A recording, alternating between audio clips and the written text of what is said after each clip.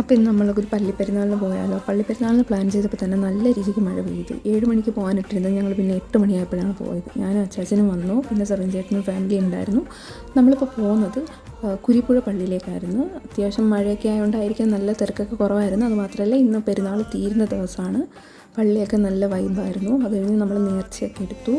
നേർച്ച തിരിയൊക്കെ ആയി നമ്മൾ പോയി പ്രാർത്ഥിച്ചു, നന്നായിട്ട് പ്രാർത്ഥിച്ചു, വലമൊക്കെ വെച്ചു.